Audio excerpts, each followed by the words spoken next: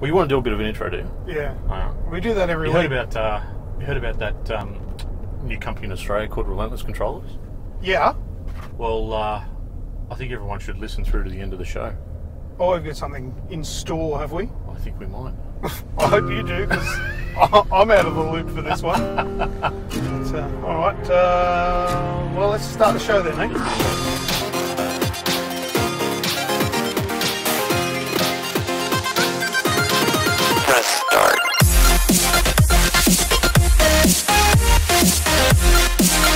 This is episode 197, and today is Tuesday, the 28th of November 2017. Welcome to the Aussie Gamers Express video game podcast. I am your host, Lucas, and here with me is my co-host and driver, Snoogs. Taxi. How are you, mate? Something a bit different tonight, isn't it? I'm very good. Yes, it is different. We're in a car right now. You're driving, and I'm driving the show. So we are on our way to, where are we going? Barangaroo. Barangaroo, that's right. We've got a bit of a shindig on tonight with the Sony folks, so that's really cool. But tonight was also the night that we'd scheduled to do the podcast, and we don't really have any other opportunities, so we're going to do it in the car on the way, because it's about an hour drive. So we're that way inclined. We are resourceful. Yes, good word. That is a good word. Alright, so anyway, before we start, here is this week's show in preview. First of all, we will do video game discussion, that's no secret. Then we'll do video game news. And in this week's news, we've got... I forgot to update this. I thought I did. I've got it written somewhere. We've got December Games with Gold, Epic Sues Children, and Bungie Slows Imaginary Experience. Then we'll do user-created content, then what's that sound, and last words. So let's go into video game discussion now. Who wants to kick it off this week? No, I can go first if you like. Yeah, why not? Alright, so we've had a few stuff-ups in the beginning of the show, but that's understandable considering I've got the script here in paper form, being in a car now, as opposed to it being on a computer screen. And old school, mate. It is old school. Well, when we started off the podcast, I always printed them off, and I made hand notes as I went through. Times have changed. I've decided I'm sick of wasting ink every week, so I got a little bit tighter as the global financial crisis took hold. But anyway, as for video games this week, big one that I've played is the DLC Secrets of the Maw from Little Nightmares. Oh, I'm very interested to hear about this. I haven't watched a review yet. Yeah, well, it only went up today, so if you're listening to this, the review for it that I put together is up on the Aussie Games Express YouTube channel. And you know what? I'll tell you about it first. There's 2 DLCs available at the moment. The first one is called The Depths. Contrary to what I called it in the review. I was calling it The Deep. Okay. And yeah, I realised afterwards, and it was too late, it was already uploaded, so I just, it is what it is. I called it The Deep, it's actually called The Depths, and the second one is called The Hideaway. As far as I know, I got that one right. But basically, after the main game of Little Nightmares, you move on to the first one, The Depths, and you, instead of playing as that little girl 6, you're now playing as a little boy. Guess what his name is? 7. It's exactly right. And you didn't know that, did you? No, I didn't. That's right. You're playing as a little boy named 7 with a fantastic head of hair, even if I do say so. So, and it starts off where you're in a little bit of a nightmare because you're swimming in water, and then you get grabbed and you get taken. But then you wake up. You know that whole wake up after a bad dream? That happens, and you start off. And there's these little things that Little Nightmares does that you probably won't notice with one single playthrough. But as you walk, and I only noticed this when I watched it back after I'd played it, because I recorded the gameplay. But you wake up and you get out of this weird crib thing, and you leave wet footprints on the ground as you walk off. Because in your nightmare you were in the water, you were swimming. Yeah, yep. Like, there's just little things like that the game shows you, but you've got to pay attention to, which is pretty much how the story works with Little Nightmares, because it's one of those games where there's a ton of story, but none of it is told. Mm-hmm. It's shown, and you've got to pay particular attention to sort of work out what's going on. You can still enjoy it without having a clue with what's going on, because the game's actually really fun to play. But there's a lot of stuff beneath the surface if you want to go deeper. And, you know, it helps maybe to watch some YouTube videos and get a bit of an idea on what's actually going on. But working it out for yourself is pretty cool, because I think that's half the thing as well. Like, there is a story there, but a lot of it your own imagination's going to run wild with. I actually found it when I playing the original game. Excuse me. I just the more you overthink it, the more comes through, and the more that you pick up on. Yeah. So it's not just one of those ones you just take at face value. It's one you've really got to sort of, you know, put your thinking cap on and go, oh, maybe if it means this, or maybe if it means that, and you start to piece, like you said, your own sort of parts of it together, and you just work out just how intricate it actually is. But the thing is with it, there's no real wrong ideas or wrong answers. Like, no. if you think that's what's happened and you enjoy that, then that's what happens. That's what's going on. You know, there's no right or wrong answers, because the developers haven't released saying this is what happened. They've given you all these clues, and you interpret them however you wish, which is really great. Now, what I should do as well, for people that haven't actually played Little Nightmares, I'll explain a little bit about what it is. Essentially, it's a side-scrolling linear platformer, but a little bit like it can be akin to games like Limbo and Inside, but where those games are strictly on a 2D plane in like a 3D environment, Little Nightmares, you can actually walk up and down and around in a full 3D environment. There's still left and right, you can't turn the camera or anything like that, but you've got this little sort of playground to walk around in, and you can grab things. It's physics based. You can grab things, move them, drop them. Things will react to you stepping on them and move and all that sort of stuff. You know, swimming. There's all these different sort of environmental things involved. But essentially, at its core, it's a side-scrolling platformer, which is a lot of fun. And I would say that all of the puzzles in the game are very intuitive. I don't think there's any puzzles in there that you would ever start thinking, I can't work this out. If you take your time, there's one puzzle in each of the DLCs that will be a head scratcher. Okay. The rest of them are fairly straightforward. You see what's on screen and you go, obviously I need to get that and put that there. And then it's a little bit of a platforming puzzle. Yep. On how to do that. You know, what you need to do is obvious, but how to do it's a little trickier. Mm-hmm.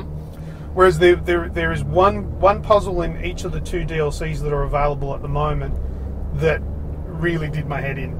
But, you know, it took me probably 10 deaths.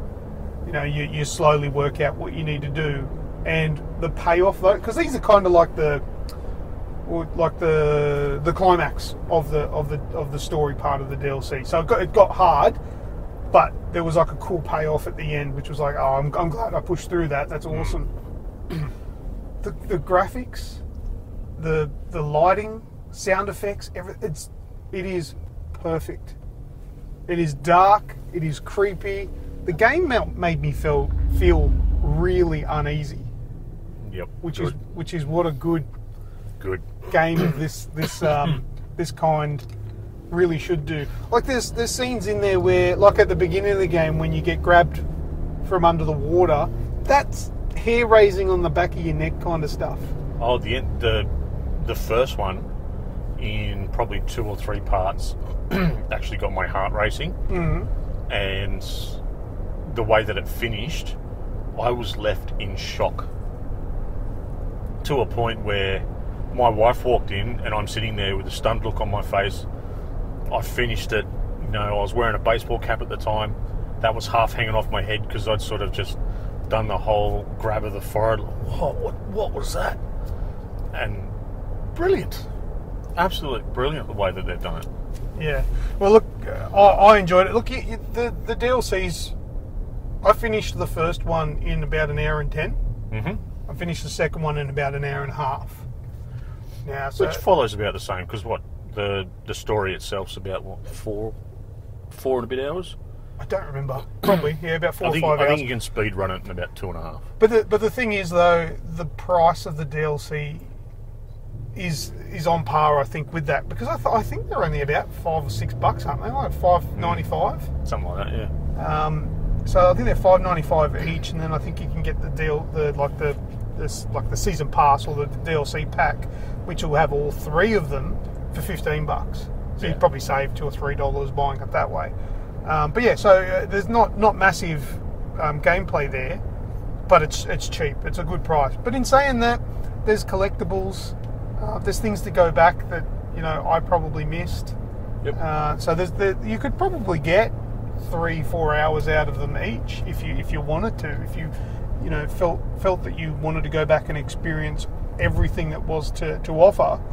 But just playing through from start to finish, yeah, probably about an hour and a half, I'd say, depending on how good you are at the puzzles. But yeah, so that was a good experience. That was me playing that last night. It was awesome. Moving on, I've got a poop game for you. A poop game? Yeah, poop game. You know what poop games are, right? Oh, of course. It's on your phone. And the dead leg game, yeah. What did you think of Flappy Bird? I never actually played it. Oh, did you? Before No. it was removed? Yeah, just couldn't. It was just one of those things where everyone's going crazy for it. It's like, oh yeah, it's a squirrel chaser. Bugger off. I played Flappy Bird and it sucks. I hate it. I didn't find it fun at all because it was too hard. Like, I found that even like going through the first few was a challenge. It started off as hard anyway. That annoyed me. This game is called Bouncy Hoops. Okay. And I didn't make the Flappy Bird connection at first because I was playing it on silent. Then when I turned the sound effects on, the sound effects went, oh, hang on a minute. Because the sound effects are pretty much Flappy Bird. Okay. But what it is, there's 3 different game modes, and there's one mode where it's just a timed mode. So you've got, you've got a minute to sink as many hoops as you can. And think of it playing on your phone, you get a basketball hoop pop up on the right-hand side of your screen. Mm-hmm. You've got to tap the screen, which will make the ball bounce. So it'll bounce and move towards the hoop. And you've got to tap it the right amount of times to line it up with the hoop and get it in. And once you get it in, that hoop disappears and another one appears on the other side of the screen, and tapping the screen will now make the ball bounce in the opposite direction towards the left, and you've got to bounce it into that hoop. And you go backwards and forwards for the time limit you've got. Then, what are you thinking? Why? It's addictive. Then there's another mode where it's arcade mode, where you've got kind of like a shot clock, and the clock counts down, and you've just got to sink a shot to reset the shot clock, and you just keep going, and the shot clock gets quicker and quicker. You've got to keep going as long as you can. So there's that one, and then there's I think it's like a climb mode, where you start off and there's like a lava pit, and after you get your second hoop, the lava starts rising, and the hoops keep going up higher and higher and higher, and you've got to tap the ball to go up higher and sink the shot. But you've got to sink the shot before you can move up to the next level, all while the lava is rising. You have to try it. Okay. I hated Flappy Bird. It's kind of like Flappy Bird, but not. Mm-hmm. I love it. So much that I paid to get rid of the ads, because the ads was God. The ads were doing my head in. That was $1.49, I think it was, to get rid of the ads, and I was very happy to get rid of those ads because I like playing the game, but those ads were really irritating. But I'm happy to pay for things that I enjoy. So I had some really good. So what's it called again?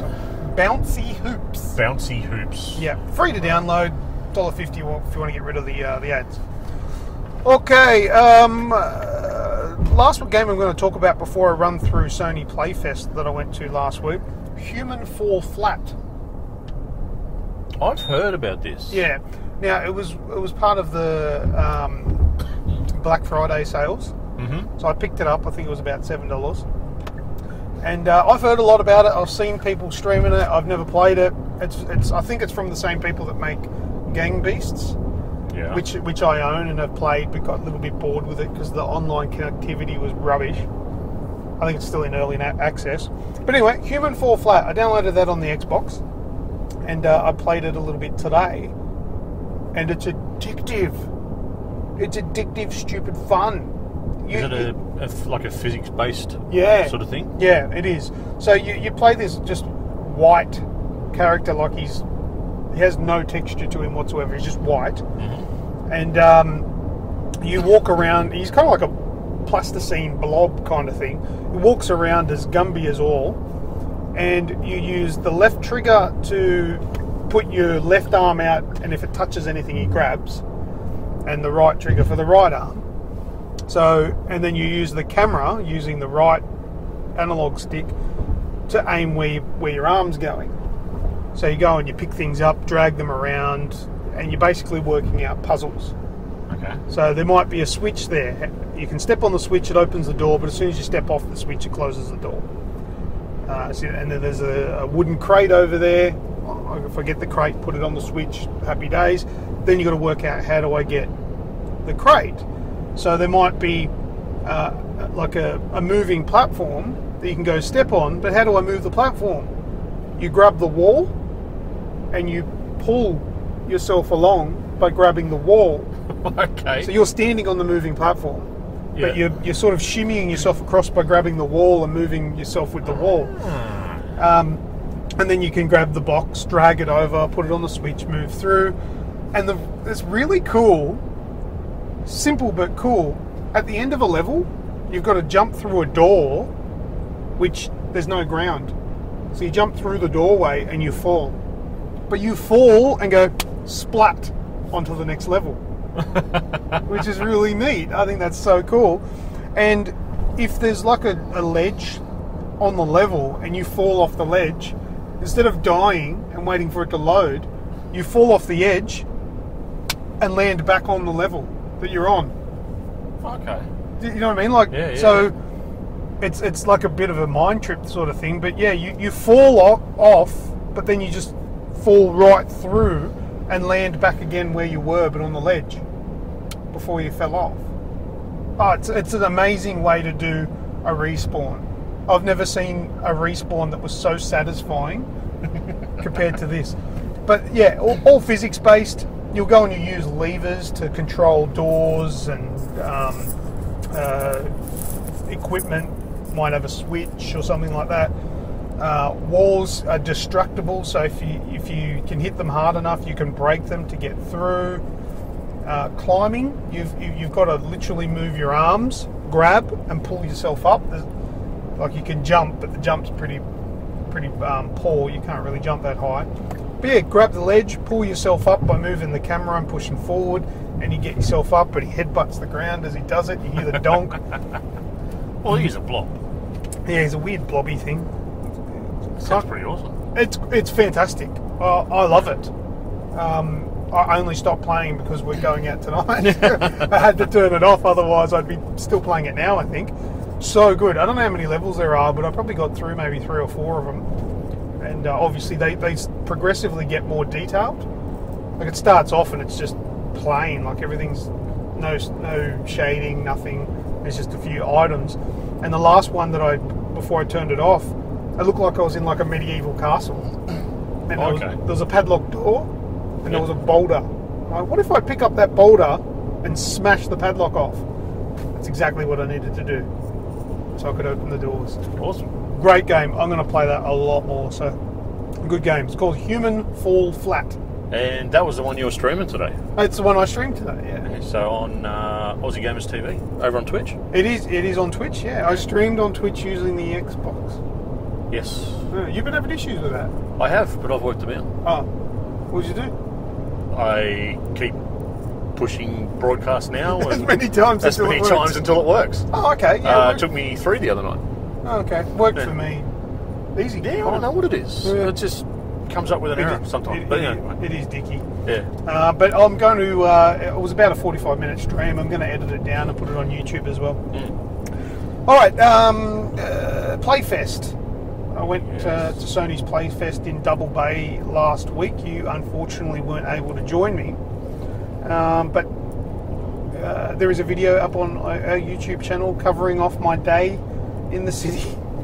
Did you like the joke at the start? Yeah, it was fantastic. Yes. That was at about 11 o'clock tonight, when you're looking for me, you'll just know how funny it is. Yeah. You're going to leave me at Barangaroo. The funny thing is, though, that Uber driver then started pointing out all the rub and tug joints in as we were driving past them. Okay. He goes, "Oh, see that one? Happy ending." I'm like, yeah, right. Cheers, man. Thanks. Is there a button on this Uber app to make me get there quicker? Or Yeah. Can you get one of those glass things installed behind your chair? Or? He was a weird guy, but I gave him 5 stars. Ah, good. But yeah, so Sony's Playfest was essentially a little bit of an event they put on for fans, but they also had a day there for media, and I was lucky to be invited. And they showed off a few games that haven't been playable in Australia as yet, and I got hands-on with them, which was really cool. I'll start off with Detroit Become Human. I wasn't hands-on with this one, but I watched the guys sitting next to me. Basically, we were sitting in a lounge room because it was a house. Yep. Basically, we sat in the lounge room and just played PlayStation, Xbox. That'd be funny. Played PlayStation in the lounge room. It was really cool. It was actually a really good experience. And the guys were playing it in front of us, and they played through Detroit Become Human twice. And it was that DV one where we see the father going nuts at the little girl. Yeah. And they played through it and showed a couple of different outcomes that weren't seen in the trailer they released. And pretty amazing at how many different things, variables there are. They also showed like a flowchart showing where the choices were made and what choices are still locked that haven't been done. I reckon, like, you could play that game 100 times probably and have different outcomes. Like, I don't know how they've done it. I reckon that would do my head in. But I'm going to play through the game at least twice, maybe 3 times, depending on how long it takes. But it just looks like there's so much cool stuff that one playthrough you're missing out. Trying different things, but very, very hard hitting still. Yeah, I can't watch the trailer again. It just twists the gut up. Well, that one, the real bad one they showed in the trailer, that's horrible. Like, I mean, it's out there, so I suppose I'm not spoiling it, but there is actually an outcome where the dad kills the daughter. Yeah. I don't think it shows. Well, they didn't show in the trailer how he killed her, but it probably strangled her or something like that. Yeah, but just when the droid walks into the room and he's laying her down. Daddy's not angry anymore, and I'm getting. I'm not a fan of it. No, it's horrible. But you can make a difference. Yeah, you can make the choice because you play as Kara, the droid, the droid. Yeah. And there's like, because you get an order to stay, don't move, and because you've been given that order, there's like you can see it as the droid, as Kara. There's like a red wall. Yeah. But Kara, obviously, I think she knows a little bit. I think Marcus is another one of the droids who's he's a rebel. He's a droid as well, but he is sort of like rebelling against mankind. Wasn't it? Yeah. They start to feel emotion. Yeah. Well, if you go back to 2012, there's a video called Kara. It was basically a test that they put up that was fully rendered in the PS3, and that's the character Kara. Okay. If you haven't seen it, watch it. And basically, they're building Kara. They put it together, and then they're doing tests. So they're talking to her, saying, "What about this? What about that?" And she goes, and she says something along the lines of, "I don't feel right." And he goes, what? She's like, oh, I don't feel blah, blah, blah. And he goes, feel? You're not supposed to feel anything. And then he starts disassembling her. And he's saying, you know, like in his, like, it's kind of like a voice log sort of thing, saying abnormalities in system, blah, blah, blah. And as Kara's being disassembled, she's pleading with him, like saying, please, I don't, you know, I'll do what you want me to do. I'll pretend. Nobody will know. I won't do anything. Please don't kill me. I want to live. And the guy that's disassembling her, he stops and he's like, oh, I'm going to regret this. And puts her back together and puts her in, and she's basically shipped off to be sold. And I guess that might be the beginning of this like bug in the system that allows these droids to feel and think for themselves. So that then transpires into this red wall that's been put up because she's been giving an order.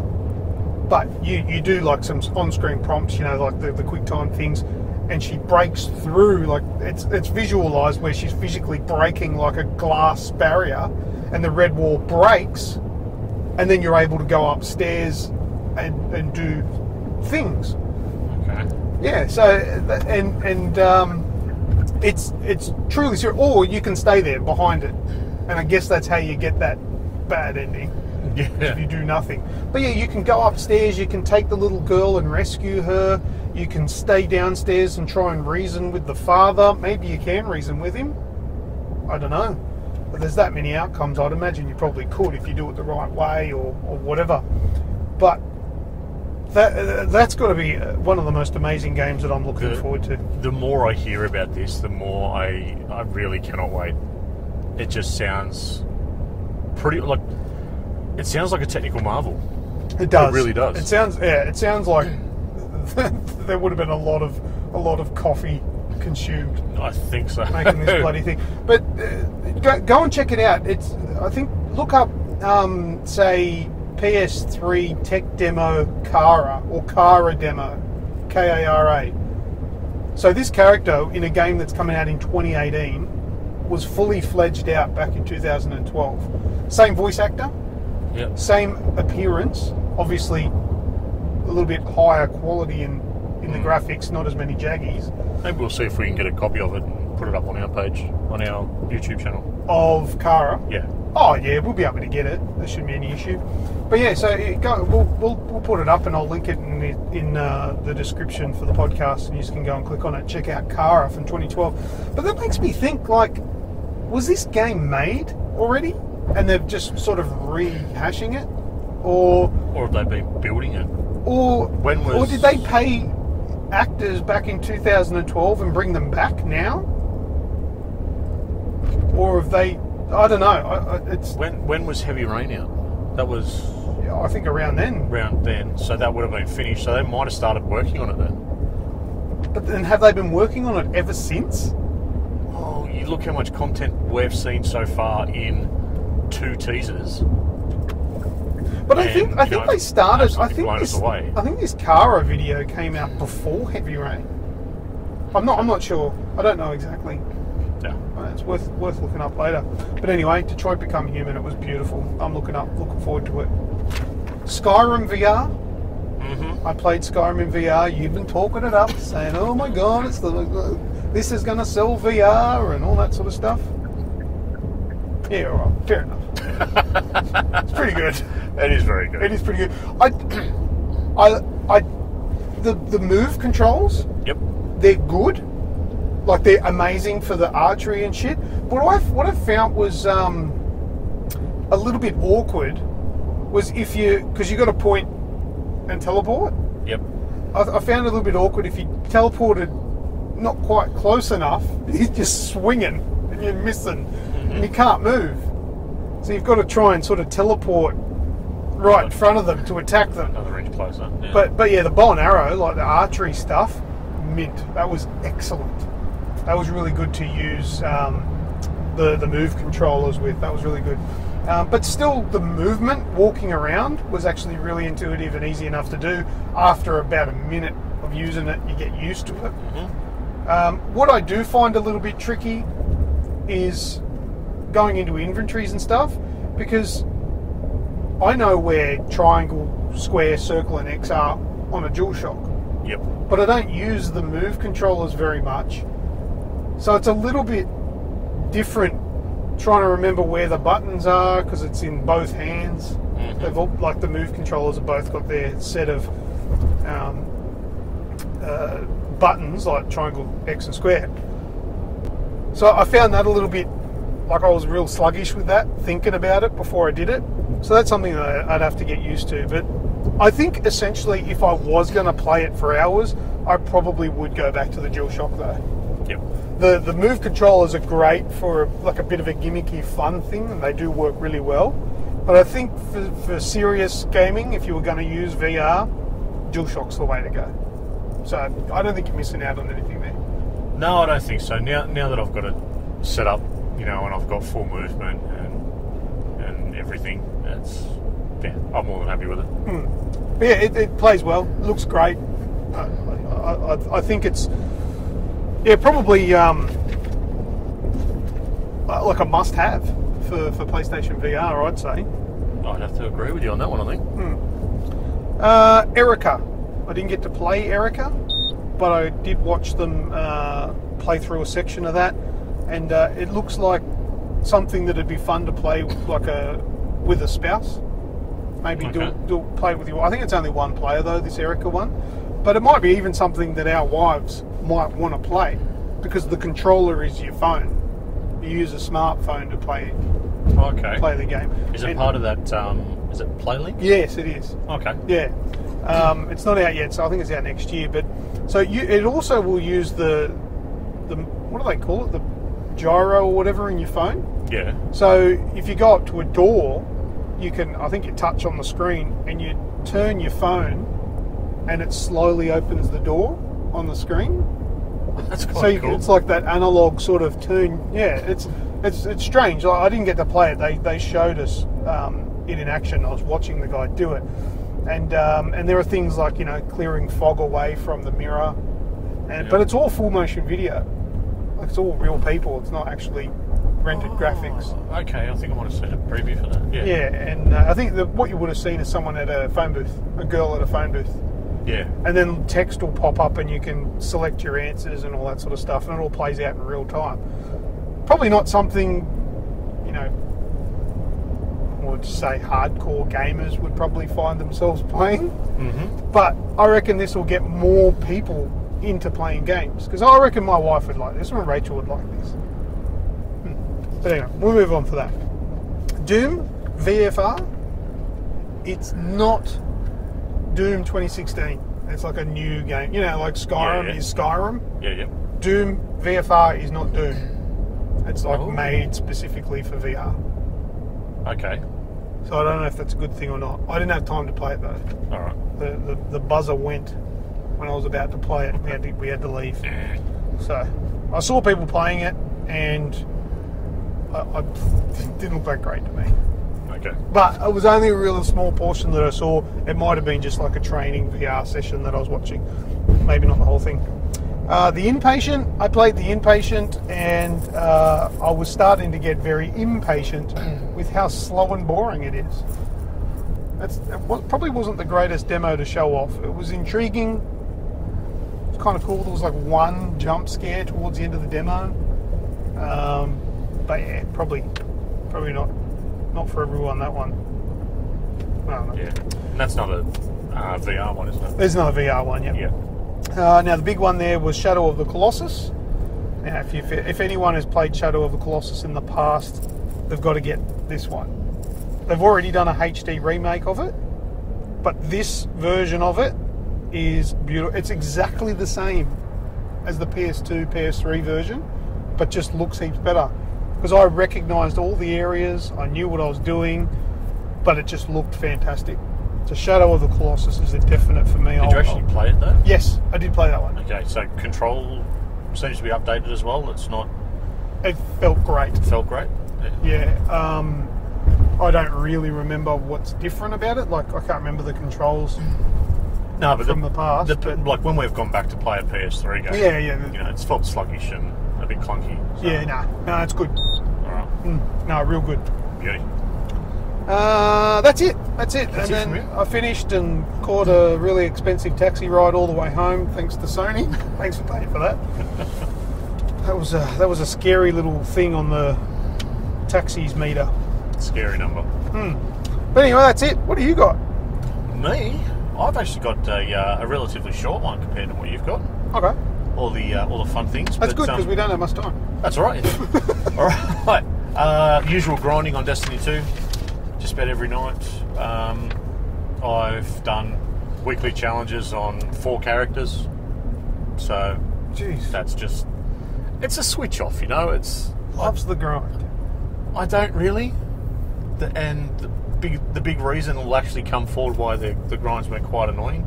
I believe we're talking about it in the news. Yeah, it's in the news. Yeah. So we'll go over that then. But I just turn my brain off. You know, once I get to a stage where I don't want to go to bed, but my brain's still wired, so I've got to wind it down. That's what I do. Yes, I've been grinding away on that, playing some more Skyrim in VR, playing some more South Park, and last night I started 2 new games. Oh yes, I know what you're talking about. Yes. So first off, we'll go into Need for Speed. The new Need for Speed from EA. Yeah, what's that called? Need for Speed? Payback. Payback. So, first of all, really good thing. Gone is the full motion video from the last one, where you know, this is the greatest dude ever. You're actually playing as the characters on the screen, so you're not just some random faceless, you know, hotshot that comes in. Pretty much, I've played the prologue section of it. So what goes on? Basically, it's a revenge story, hence the title Payback. Try to steal a car, get double crossed, end up having to, you know, pretty much be someone's little boy for a little while. And is it fun? Is the gameplay good? The gameplay is actually really good. It's very hard to get used to the arcade style of racing again. Need for Speed's very over the top with the way it handles. You know, you put your handbrake on and you pretty much stop dead. Yeah. You know, so trying to come up and drift at a corner, pull the handbrake on, and the back end of the car literally just locks up and turns a 90-degree angle on you. So trying to get used to that's going to take me a little while. But overall, gameplay is really good. It looks good. It sounds good. I've only played about half an hour so far, which is just literally that prologue and then the next little bit. And so far, so good. So far, I'm enjoying it. Visually, it looks good. I'm not getting any issues really with it. And yeah, can't wait to get into more of the story. Okay, I've not tried it yet, but I've heard and seen things. I should keep my mouth shut till I actually try it, I guess. Yeah, like there is a lot of bad press about it at the moment, and I've heard, you know, a lot of varying degrees of negativity towards the story and the way that it's played out. But like I said, mate, half an hour in, I can't really comment.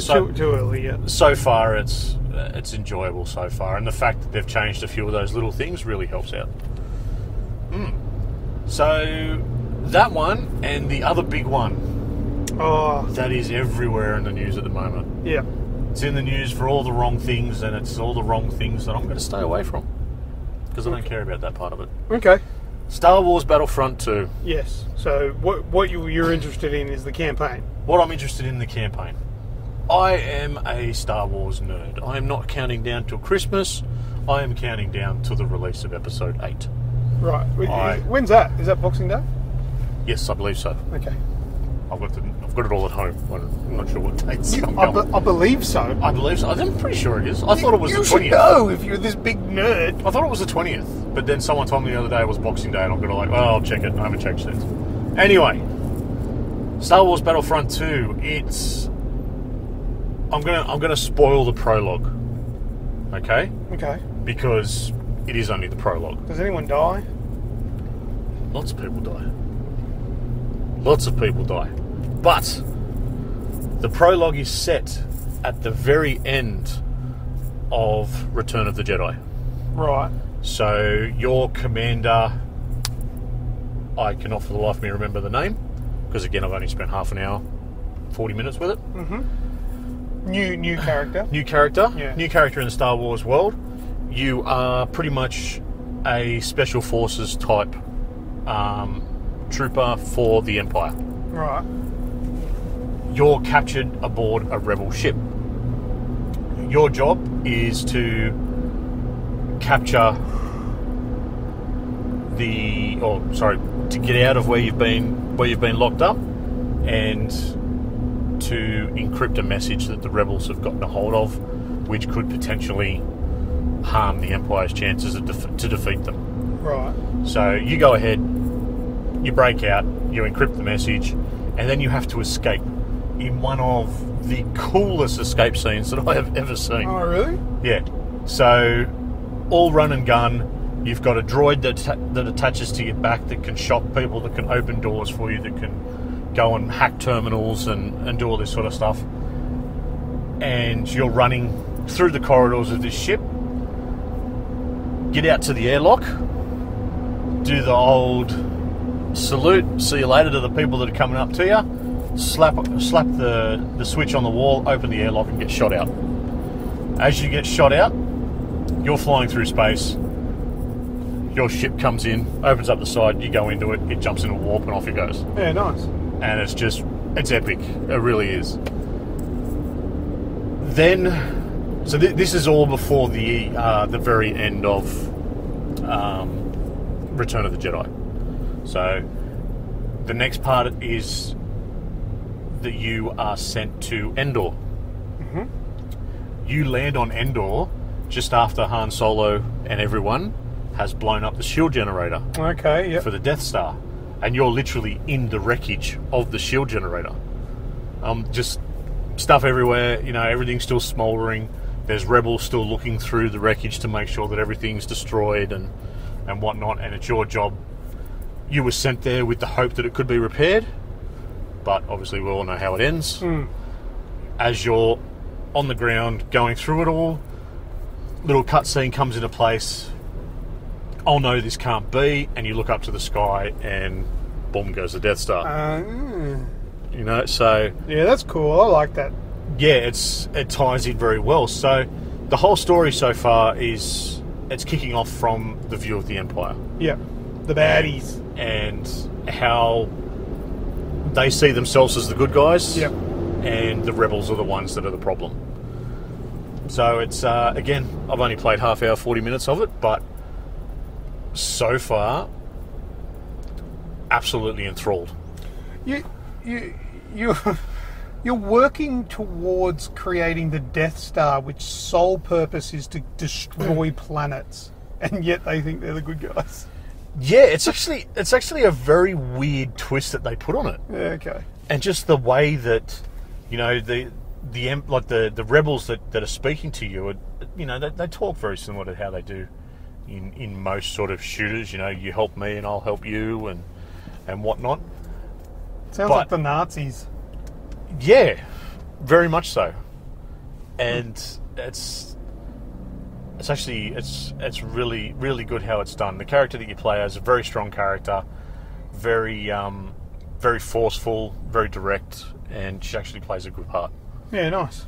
I do have one little gripe so far. What's that?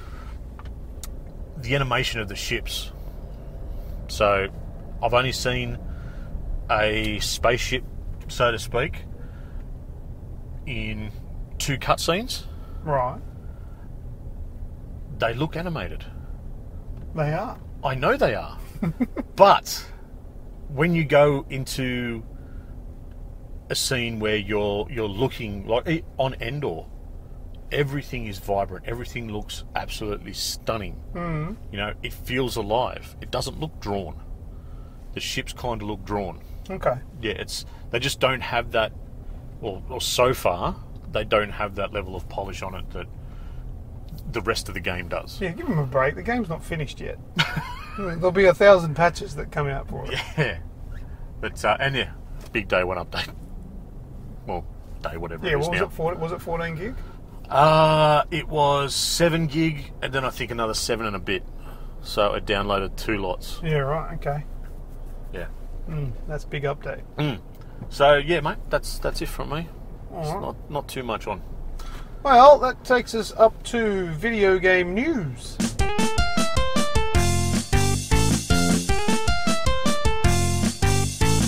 Alright, first up in the news, we've got December 2017 free Xbox games with gold. And starting off with the Xbox One games, we've got Warhammer End Times Vermintide. That'll be available from December 1 through to December 31st. And then there's also Back to the Future, the Telltale game, 30th Anniversary Edition. You're happy about that? I am, actually. Oh, really? Yeah. You like Telltale? I like Back to the Future. Back to the Future. Yeah. That's like a really old one. Yeah, I know. And I've not played it. I've actually only just realised that it exists. Oh, really? Yeah, I didn't know about it when it first came out. Otherwise, I probably would have played it. Yeah, it came out a long time ago. But that one's going to be available from the 16th of December through to January 15. Then we've got a couple of Xbox 360 games. We've got Child of Eden, December 1st to 15th. And we've also got Marlowe Briggs and the Mask of Death, December 16 through to December 31. There's a bit of a chuckle in your voice there. It is, because I've played it. Yeah? It's the weirdest game. Like, you play it and it's like a normal game, but just it's just really strange. Like the setting, the main character's bizarre, and I remember because I was playing it on PC, picked it up for like $2 on Steam, and there was this level where there was this massive machinery, and it was just like, it was so hard to get the timing right to beat it that I just went, you know what? I'm not playing this game anymore. It cost me have my $2. Yeah, it cost me $2, so I don't care if I rage quit it and leave it. It was so stupidly hard. I think because I was using a control pad, I should have just switched to the mouse just for that section. There was this bit where you had to shoot these moving things, but I just couldn't line them up. I just couldn't get it, and it was like only a small window of opportunity to get the shots off. I was so bad. I should have switched to mouse. But anyway, that's Marlowe Briggs. Lovely. So there's the free games. We haven't got PS Plus yet, have we? No, I haven't seen it. They haven't dropped. I haven't seen them everywhere. Yeah, it's not December yet. They usually don't. Release them until the month clicks over now, and they've been holding them close to their chest, or they probably just don't know themselves. Yeah. Until late. All right. Next up in the news, Epic sues children.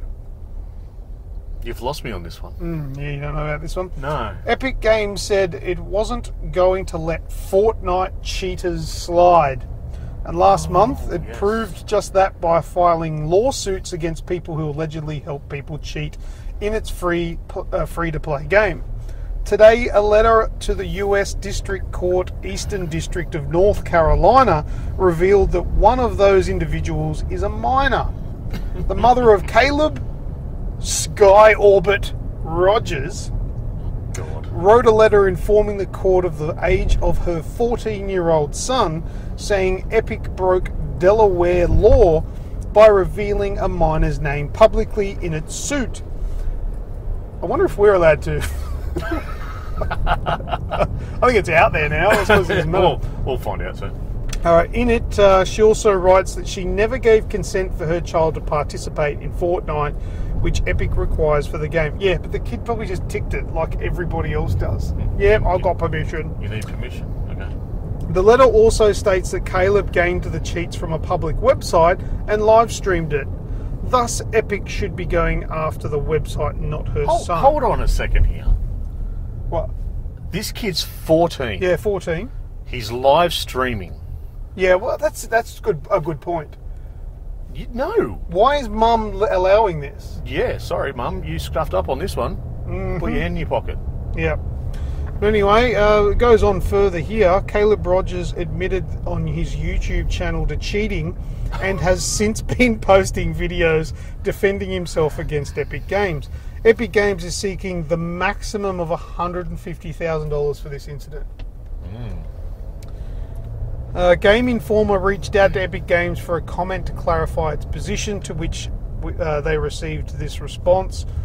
This particular lawsuit arose as a result of the defendant filing a DMCA, which is a Digital Millennium Copyright Act, counterclaim to a takedown notice on a YouTube video that exposed and promoted Fortnite Battle Royale cheats and exploits. So basically, they filed the DMCA to have the video removed. Yep. And then our mate Caleb, he's fought it. He's fighting it. So they've gone, here's 150 grand. Yeah, but apparently under these circumstances, the law requires that we file suit or drop the claim. Oh, okay. So because he's counterclaimed, they either need to sue him or allow him to keep it. Okay. Well, so the hand that makes sense. The hand is forced. Epic is not okay with ongoing cheating or copyright infringements from anyone at any age.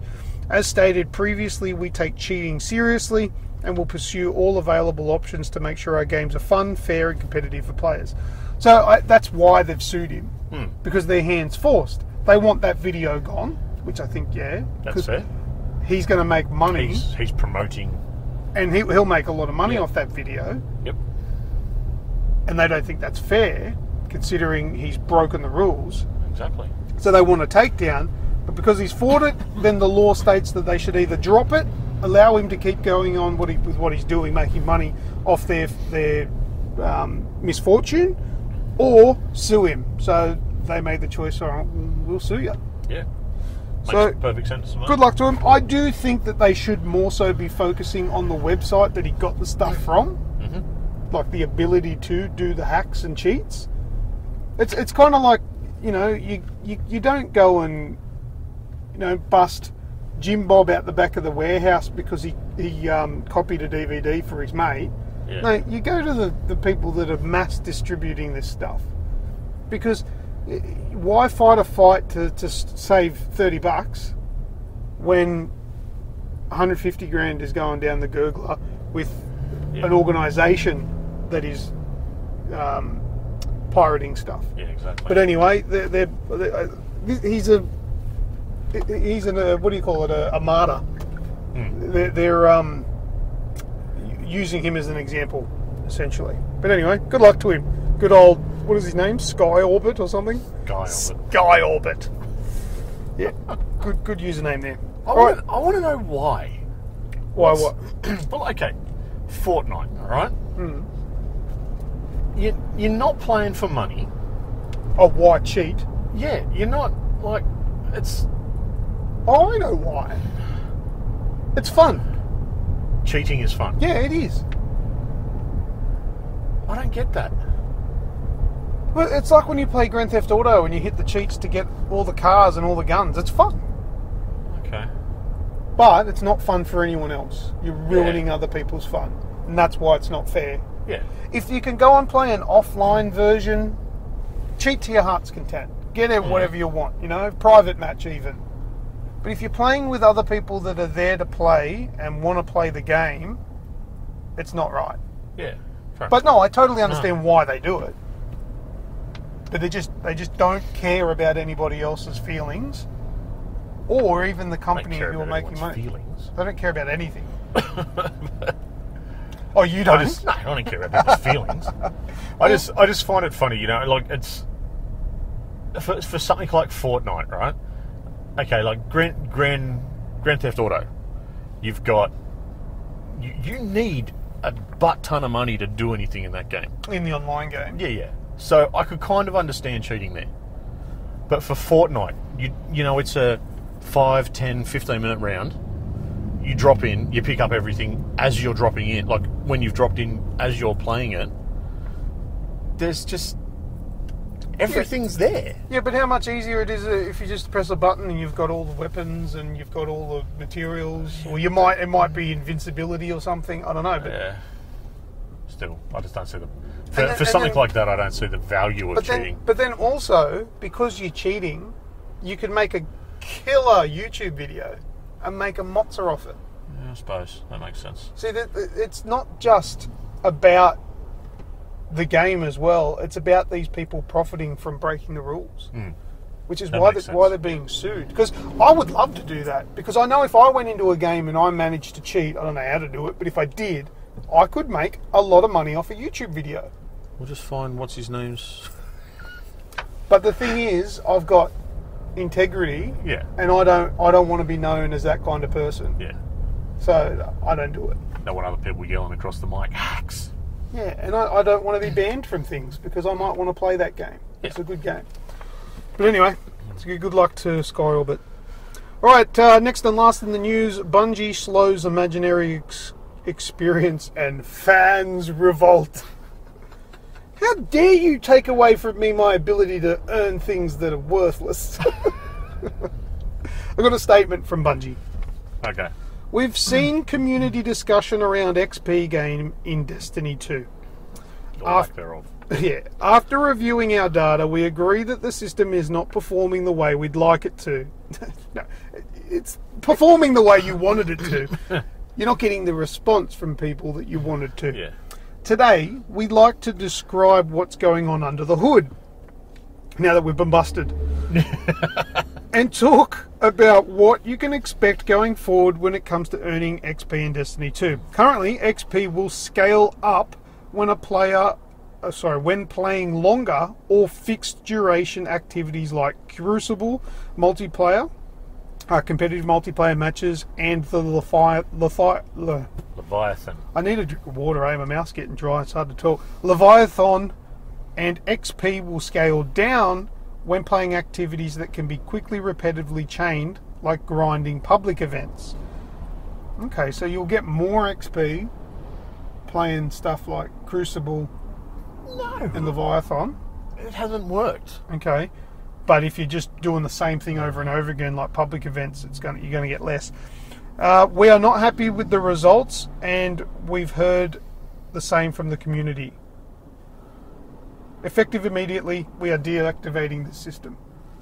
4%. What's 4%? You and I running around the other night. Yeah. On when I said, hey, let's come and play some Destiny. Yeah, because it was on double XP or something. The Clarion Call weekend. Yeah. We were getting 4% of what we should have been getting. 4% of the regular or 4% of the double XP? 4% of the, just 4%. That's even whether it be regular or double. When you're grinding like we were. Because when I would normally play that, I don't feel like I earned one bright engram. As did I. Which is what I would probably normally get. Yeah. In a night, you would generally, if I'm sitting there by myself, generally I'll make a bright engram each night. Yeah. Depending on what I'm doing. Yeah. So look, that makes sense. Yeah. It was, and it was actually after the Clarion Call weekend that I think this all come out. But people are saying that the Bungie are doing this to urge people to pay for the bright engrams. But why would you buy bright engrams? They don't give you weapons. It's all like it's all cosmetic stuff. But I can kind of understand why someone would. For instance, my primary character, I need one more piece of armor to get the full set. Right. That piece of armor can only be gotten from a bright engram. But does that full set give you anything? It looks sick. Just looks like God. Sound like a woman going shopping. No. I need new shoes. It doesn't match. Doesn't match my eyes. No, it just, I can understand. I'm not going to do it. I don't feel the need to do it. But I just like to get the XP that I'm supposed to be. I'm playing the game for, the way it's supposed to be played. Well, I think it should just be set. Like, if you get XP for doing this, that's what you get, no matter how many times you do it. Exactly. That's what you get. If I'm making 500 XP now, 500 XP goes on. Not 250 because I just did another... I mean, it's sneaky. It's the sort of things that nobody's ever going to think of. And that they probably would never have released had they not been found out. Yeah. It's all blown up because of all the other loot box crap going on. Yeah. Anyway, they said they're going to fix it. We'll see what happens. Good luck to them. But anyway, that's the end of the news. Let's move into user-created content. Okay, for user-created content this week, I posted the zombie hand thingy with people running. I think that's like a icon from some zombie game on iOS. Zombie chase, yeah. But I've written here, you're playing a zombie survival game. You can choose any type of weapon. What do you pick? I have a reply in there. You do have a reply. All right, let's go through them. Thanks, James Pearson, for liking the comment. Appreciate that. Let's go to the first comment from Daniel Canavan. He says, fly screen door. I kind of like that one. That one would actually be really cool to see on like a really old, aged zombie. See him just mash through. That motorbike rider's going to get killed one day. Because that's very illegal. Illegal. Just a reminder, we're driving at the moment. Coming over the beautiful harbour bridge. We're about to go over the Sydney Harbour Bridge, and this motorbike decided to just drive up the middle of two cars. Yeah, good luck to you. You're a temporary Australian resident. Let's give the number plate away. Nah. So yeah, fly screen door as a zombie weapon. My first thought, maybe use Irish. Irish? I don't get it. What does an Irish use for a door on a submarine? Oh, fly screen door, right. Okay, gotcha. That's going to make a mess. That'd be quite good. That'd be full of gooey fun. That'd be great. Next one, James Legg says a cricket bat made out of VB cans. So you'd need a little bit of duct tape, but you get there. Maybe you'd want to drink the cans first because you don't want to waste the beer. Yeah, we fill them back up with pee. We are in post-apocalyptic times here. Yeah. But maybe VB will finally taste good. Just put rocks in them. Rocks. Yeah. Yeah. Simon Ayres says samurai sword. The katana. Simon. The old faithful. A man after my own heart. That is exactly what my choice would be all the time. Contrary to what TV shows and movies will show, they do get blunt though. They're not like forever sharp. So. Oh, it depends if you get an original made one. Oh, what do they call it? That particular steel. Yeah, Shinji. No, not Shinji Mikami. Shinji Mikami steel. That's the guy that made Resident Evil. Yeah. Hanzo? Sounds something like that, yeah. Hanzo's the name of the guy in Overwatch. That may still be accurate. I don't know. Could be. I don't know. Someone will tell us, maybe. Moving on, Nicholas Boyd says, my damn Christmas tree that is already up. It's not December yet. Well, actually, by the time this goes live, it is December. But at this point in time, it's the 28th of November. You're not allowed to put Christmas trees up until the 1st of December.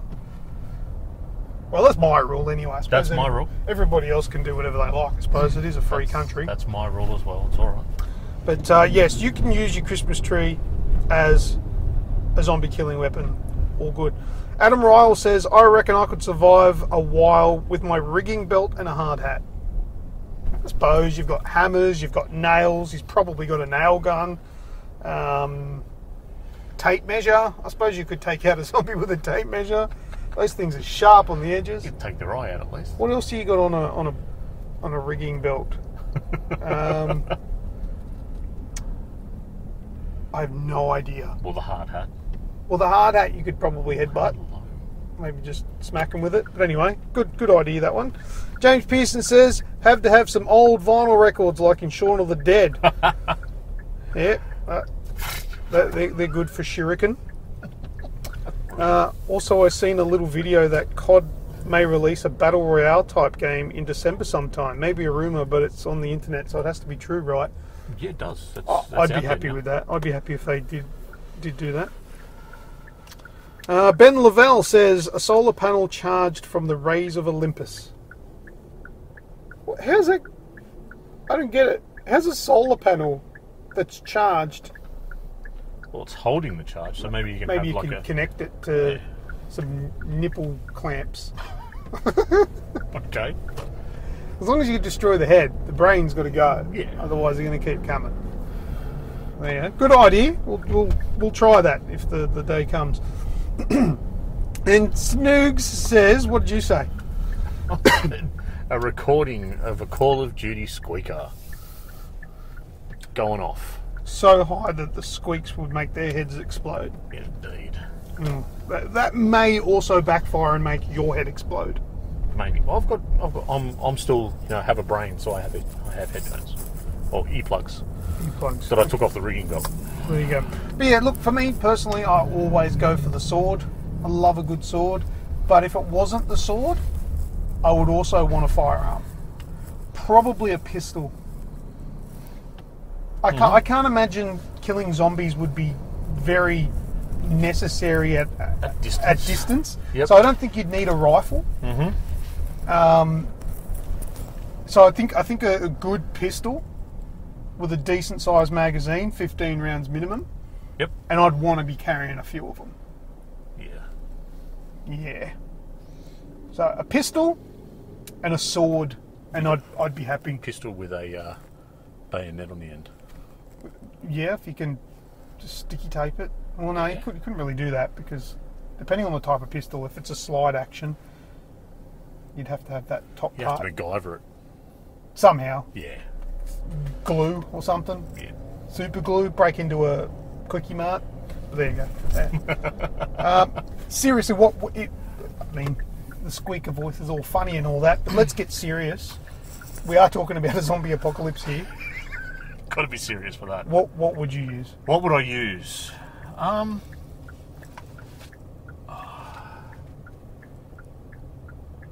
like I've always liked the idea of the baseball bat with nails. Okay. Light, functional. You have enough nail to be able to destroy the brain, and make sure, it's something that they could be swapped out as well. And doesn't need to be reloaded.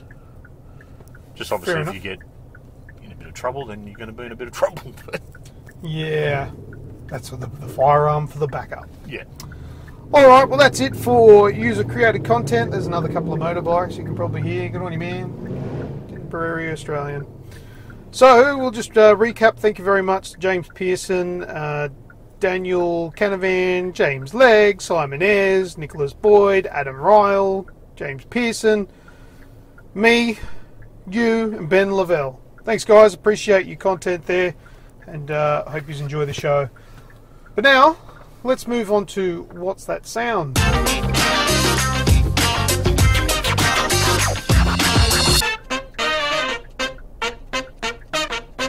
Alright, Snoogs, you got last week's What's That Sound? I did. You got it right? Did. I'm impressed with that. This was last week's What's That Sound? Groovy! And that was... Do you remember? Earthworm Jim. Earthworm Jim, that's right. Groovy! There you go. So I don't think anybody's listening to the podcast anymore. Nobody's even trying. That wasn't even a hard one. So anyway, let's go straight into this one. We're running out of time, so see if you can get this one, Snooze. It's pretty easy.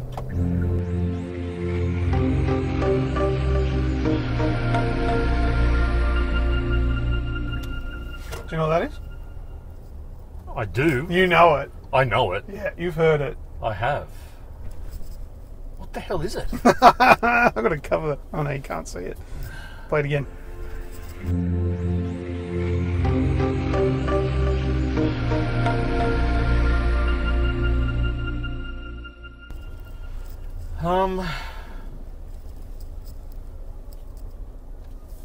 Is it a startup on PSVR for something? It's a startup for something. I'll give you that Startup. much. I know it's a startup for something. What?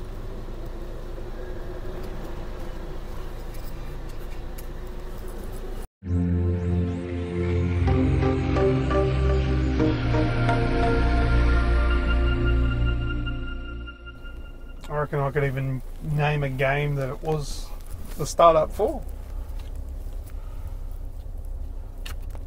No idea. Through to the keeper. Nobody knows. Well, no, Snoogans doesn't know what it is. I do, because I picked the sound. If you're listening along at home and you think you know what this week's What's That Sound is, then send us a message to our Facebook page, and if you're correct, you'll win yourself a free game. So there you go. Let's move into last words.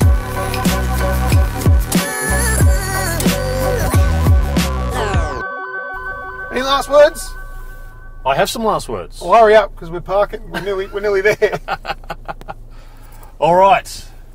So, as at the beginning of the show, we had a quick talk about relentless controllers. Oh, yes! Yes. So, do you know what we're going to do with it? With what?